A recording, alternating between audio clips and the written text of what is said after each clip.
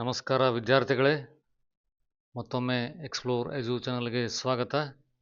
ಈಗಾಗಲೇ ಇದು KCETಗೆ ಸಂಬಂಧಪಟ್ಟಂಥ ವಿಡಿಯೋ, ಒಂದು ಇಂಪಾರ್ಟೆಂಟ್ ಅಪ್ಡೇಟ್ ಬಂದಿರೋದರಿಂದ ವಿಡಿಯೋ ಮಾಡ್ತಾ ಇದ್ದೀನಿ. ಈಗಾಗಲೇ ಎಲ್ಲ ವಿದ್ಯಾರ್ಥಿಗಳು ತಮ್ಮ ಅಡ್ಮಿಟ್ ಕಾರ್ಡನ್ನು ಡೌನ್ಲೋಡ್ ಮಾಡ್ಕೊಂಡಿರಬಹುದು. ಡೌನ್ಲೋಡ್ ಮಾಡ್ಕೊಂಡಿಲ್ಲ ಅಂದರೆ ಆದಷ್ಟು ಬೇಗನೆ ಅಪ್ಲಿಕೇಶನ್ನಲ್ಲಿ ಹೋಗಿ ಕೊಟ್ಟಿರೋ ಲಿಂಕನ್ನು ಯೂಸ್ ಮಾಡಿಕೊಂಡು ನಿಮ್ಮ ಸೆಕೆಂಡ್ PUC ರಿಜಿಸ್ಟ್ರೇಷನ್ನ ನೀವು ಎಂಟ್ರಿ ಮಾಡಬೇಕಾಗತ್ತೆ. ಕೆಲವೊಂದು ವಿದ್ಯಾರ್ಥಿಗಳು ಆ ವಿಷಯದಲ್ಲಿ ಸ್ವಲ್ಪ ತೊಂದರೆಯನ್ನು ಅನುಭವಿಸ್ತಾ ಇದ್ರು. ಈಗೆಲ್ಲ ಸರಿ ಹೋಗಿರೋದ್ರಿಂದ ನಿಮ್ಮ 12th ರಿಜಿಸ್ಟ್ರೇಷನ್ ನಂಬರ್ ಎಂಟ್ರಿ ಮಾಡಿ ನಿಮ್ಮ ಅಡ್ಮಿಟ್ ಕಾರ್ಡನ್ನು ಡೌನ್ಲೋಡ್ ಮಾಡಿ ಇಟ್ಕೊಳ್ಳಿ. ಅದರಿಂದ ನಿಮಗೆ ಯಾವ ಸೆಂಟ್ರು ಎಲ್ಲಿ ಬಂದಿದೆ ಅಂತ ಎಲ್ಲ ಮಾಹಿತಿ ಸಿಗುತ್ತೆ. ಅದರ ಪ್ರಕಾರ ನೀವು ನಿಮ್ಮ ತಯಾರಿಯನ್ನು ಮಾಡ್ಕೋಬೋದು. ಅಕಸ್ಮಾತ್ ನಿಮ್ಮ ಇರೋ ಊರಿಂದ ದೂರ ಬಂದಿದ್ದರೆ, ಬೇರೆ ಊರಿಗೆ ಬಂದಿದ್ದರೆ ಟ್ರಾವೆಲ್ ಪ್ಲ್ಯಾನ್ ಕೂಡ ಮಾಡ್ಕೋಬೋದು. ಅದರ ಜೊತೆಗೆ ಇವತ್ತಿನ ಅಪ್ಡೇಟ್ ಏನಪ್ಪ ಅಂತಂದರೆ, ನೀವು ಪ್ರವೇಶಕ್ಕೆ ಹೋದರೆ UGCET 2026ಗೆ ಇಲ್ಲಿ ಮೆರಿಟ್ ನಿರ್ಧರಿಸುವ ಪ್ರಕಟಣೆ ಇವತ್ತು ಬಿಟ್ಟಿದ್ದಾರೆ. UGCET ಮೆರಿಟ್ ನಿರ್ಧರಿಸುವ ಪ್ರಕಟಣೆ, ಇದನ್ನು ದಯವಿಟ್ಟು ನೋಡ್ಕೊಳ್ಳಿ. ಈಗಾಗಲೇ ನೀವು ಕಳೆದ ವರ್ಷದ ವಿದ್ಯಾರ್ಥಿಗಳಾಗಿದ್ದರೆ ನಿಮಗೆ ಗೊತ್ತಿರುತ್ತೆ KCET ರ್ಯಾಂಕ್ ಯಾವ ಆಧಾರದ ಮೇಲೆ ಡಿಸೈಡ್ ಆಗುತ್ತೆ ಅಂಥೇಳಿ. ಅಕಸ್ಮಾತ್ ನೀವೇನಾದರೂ ಈ ವರ್ಷ PUC ಎಕ್ಸಾಮ್ ಬರೆದಿದ್ದರೆ ನಿಮಗೆ ಗೊತ್ತಿರುವಂಗೆ PUC ಬೋರ್ಡ್ನವರು ಕೂಡ ಇಂಪ್ರೂವ್ಮೆಂಟ್ ಎಕ್ಸಾಮನ್ನು ಬರೆಸ್ತಾ ಇರ್ತಾರೆ. ಕಳೆದ ವರ್ಷದಿಂದ ನಿಮಗೆ ಗೊತ್ತಿರುವಂಗೆ ಈ ವರ್ಷವೂ ಕೂಡ PUC second year board exam improvement exam ಅಂತ ನಾವೇನು ಕರಿತೀವಿ, ಅಥವಾ ಸೆಕೆಂಡ್ ಅಟೆಂಪ್ಟ್ ಅಂತ ಕರಿತೀವಿ, ಅದನ್ನು ಕೂಡ ನೀವು ಬರೀಬಹುದು. ಯಾವುದಾದ್ರೂ ವಿಷಯದಲ್ಲಿ ನೀವು ಇಂಪ್ರೂವ್ಮೆಂಟನ್ನು ಬಯಸಿದರೆ ಆ ಪೇಪರ್ಗೆ ನೀವು ಎಕ್ಸಾಮನ್ನು ಕಟ್ಟಿ ಬರೀಬಹುದು. ಅದರ ಜೊತೆಗೆ ಕೆಯಿಂದ ಬಂದಿರೋ ಪ್ರಕಟಣೆ ಪ್ರಕಾರ ನೋಡಿದರೆ ಕಳೆದ ವರ್ಷದಂತೆ ಈ ವರ್ಷವೂ ಕೂಡ 2026 ಕರ್ನಾಟಕ ದ್ವಿತೀಯ PUC ಪರೀಕ್ಷೆ 1 ಅಂಕಗಳನ್ನು ಉತ್ತಮಪಡಿಸಿಕೊಳ್ಳಲು ತಮ್ಮ ಸ್ವಂತ ಆಸಕ್ತಿಯ ಮೇರೆಗೆ ದ್ವಿತೀಯ PUC ಪರೀಕ್ಷೆ 2 ಹಾಜರಾಗಬಹುದು. ಅಂದರೆ ಆಲ್ರೆಡಿ ಫಸ್ಟ್ ಎಕ್ಸಾಮ್ ರಿಸಲ್ಟ್ ಬಂದಿದೆ. ಅದರಲ್ಲಿ ಯಾರಾದರೂ ಇಂಪ್ರೂವ್ಮೆಂಟ್ ಬಯಸಿದರೆ ಸ್ವ ಇಚ್ಛೆಯ ಮೇರೆಗೆ PUC 2 ಎಕ್ಸಾಮನ್ನು ಬರೆದು ತಮ್ಮ ಅಂಕಗಳನ್ನು ಉತ್ತಮಪಡಿಸಿಕೊಳ್ಳಬಹುದು. 2026 ದ್ವಿತೀಯ PUC ಪರೀಕ್ಷೆ 1 ಮತ್ತು 2 ರಲ್ಲಿ ಅಭ್ಯರ್ಥಿಗಳು ಪಡೆದ ಅತ್ಯಧಿಕ ಅಂಕಗಳನ್ನು ಪರಿಗಣಿಸಿ ಕಳೆದ ವರ್ಷದಂತೆ ಹಾಗೂ ಸರ್ಕಾರದ ಮಾರ್ಗಸೂಚನೆಗಳಿಗೆ ಅನುಗುಣವಾಗಿ CET 2026ರ ಫಲಿತಾಂಶ ಮತ್ತು ರ್ಯಾಂಕನ್ನು ಸಿದ್ಧಪಡಿಸಿ ಪ್ರಕಟಿಸಲಾಗುತ್ತದೆ.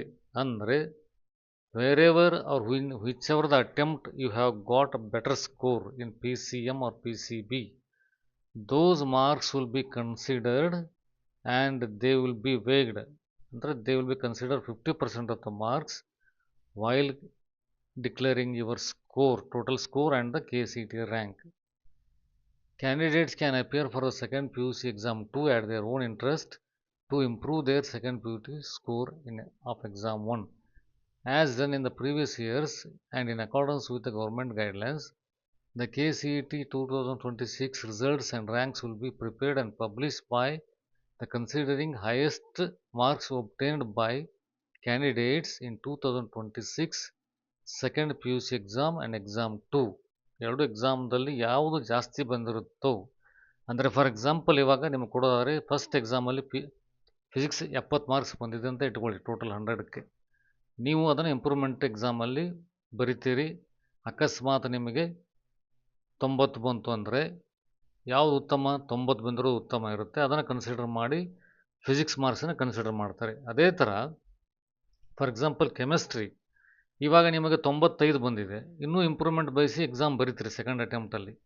ಅಕಸ್ಮಾತ್ ಬ್ಯಾಡ್ ಲಕ್ಕಿಂದ ಅದು 85 ಬಂತಂತ ಇಟ್ಕೊಳ್ಳಿ, but still KA will consider 95 only, 95 ಗರಿಷ್ಠ ಅಂಕಗಳನ್ನು ಕನ್ಸಿಡರ್ ಮಾಡ್ತಾರೆ. ಇದು ಕ್ಲಿಯರ್ ಆಗಿರಲಿ ನಿಮಗೆ. ಸೊ ಯಾವುದೇ ಥರ ನೀವು ಡೌಟ್ ಪಡ್ಕೊಳ್ಳೋದೇ ಬೇಡ. Up to second attempt they will consider the score. ಮೂರನೇ ಅಟೆಂಪ್ಟ್ ಎಕ್ಸಾಮ್ ಇರುತ್ತೆ, ಬಟ್ ಇಂಪ್ರೂವ್ಮೆಂಟ್ ಆಗಿದ್ದರೂ ಕೂಡ ಅದು KCET ರ್ಯಾಂಕಲ್ಲಿ ಕನ್ಸಿಡರ್ ಆಗೋದು ಕಷ್ಟ. ಆ ವಿಷಯ ಬೇಡ. ಇವಾಗ ನಿಮಗೆ ಸಿಕ್ಕಿರೋ ಚಾನ್ಸ್ ಏನಂದರೆ ಸೆಕೆಂಡ್ ಅಟೆಂಪ್ಟನ್ನು ಬರೀರಿ. ಯಾವುದಾದ್ರೂ PCM ಮಾರ್ಕ್ಸಲ್ಲಿ ನಿಮಗೆ ಇನ್ನೂ ಜಾಸ್ತಿ ಬರಬೇಕಾಗಿತ್ತಂತ ಅನಿಸಿದರೆ ಆ ಸಬ್ಜೆಕ್ಟಿಗೆ ನೀವು ಎಕ್ಸಾಮನ್ನು ಕಟ್ಟಿ ಚೆನ್ನಾಗಿ ಓದಿ ಮತ್ತೊಂದು ಸರಿ ಬರೀರಿ. ಒಳ್ಳೆಯ ಮಾರ್ಕ್ಸ್ ತೊಗೊಂಡ್ರೆ ಅದೇ ಮಾರ್ಕ್ಸನ್ನು ನೀವು KCET ರ್ಯಾಂಕಿಗೆ ಕನ್ಸಿಡರ್ ಮಾಡ್ತಾರೆ, ಒಳ್ಳೆ ರ್ಯಾಂಕ್ ಕೂಡ ಬರ್ಬೋದು. ಸೊ ಹೀಗಾಗಿ ಈ ಅವಕಾಶವನ್ನು ನೀವು ದಯವಿಟ್ಟು ಉಪಯೋಗ ಮಾಡ್ಕೊಳ್ಳಿ. ಎಷ್ಟೇ ಒಂದೇ ಮಾರ್ಕ್ಸ್ ಜಾಸ್ತಿ ಬರಲಿ, 2 ಮಾರ್ಕ್ಸ್ ಜಾಸ್ತಿ ಬರಲಿ, 10 ಮಾರ್ಕ್ಸ್ ಬರಲಿ, ಅದು ನಿಮ್ಮ ರ್ಯಾಂಕನ್ನು ಇಲ್ಲಿಂದ ಎಲ್ಲಿಗೂ ತೊಗೊಂಡು ಹೋಗೋ ಚಾನ್ಸಸ್ ಇರುತ್ತೆ. ಸೊ ಹೀಗಾಗಿ ನೀವು ಸೆಕೆಂಡ್ ಅಟೆಂಪ್ಟನ್ನು ಬರೀತೀರಿ ಅಂತ ಭಾವಿಸ್ತೀನಿ. ಎಲ್ಲರೂ ಯಾವ ವಿಷಯ ಬಗ್ಗೆ ನೀವು ಗಮನ ಹರಿಸ್ತಾ ಇರ್ತೀರೋ ಇನ್ನೂ ಜಾಸ್ತಿ ಎಕ್ಸಾಮ್ ಮಾರ್ಕ್ಸನ್ನು ಪಡೆಯೋದಕ್ಕೆ ಆ ಎಕ್ಸಾಮಿಗೆ ಚೆನ್ನಾಗಿ ತಯಾರಿ ಮಾಡಿಕೊಂಡು ಪರೀಕ್ಷೆ ಬರೀರಿ. ಎಲ್ಲರಿಗೂ ಒಳ್ಳೆಯದಾಗಲಿ. All the best once again. ಈ ವಿಡಿಯೋನ ಎಲ್ಲರಿಗೂ ದಯವಿಟ್ಟು ಶೇರ್ ಮಾಡಿ. ಎಲ್ಲ ವಿದ್ಯಾರ್ಥಿಗಳಿಗೂ ಕೂಡ ಈ ವಿಷಯ ತಲುಪಲಿ. ಮತ್ತು ಚಾನಲ್ಗೆ ಸಬ್ಸ್ಕ್ರೈಬ್ ಆಗಕ್ಕೆ ಹೇಳಿ. ಯಾರು ಚಾನಲ್ಗೆ ಸಬ್ಸ್ಕ್ರೈಬ್ ಆಗಿಲ್ವೋ ದಯವಿಟ್ಟು ಸಬ್ಸ್ಕ್ರೈಬ್ ಆಗಿ. ಒಳ್ಳೊಳ್ಳೆ ಇಂಪಾರ್ಟೆಂಟ್ ಅಪ್ಡೇಟು ಈ ಎಕ್ಸ್ಪ್ಲೋರ್ ಎಜು ಚಾನಲ್ ಕಡೆಯಿಂದ ಬರ್ತಾ ಇರುತ್ತೆ. Once again all the best for your second attempt. Thank you.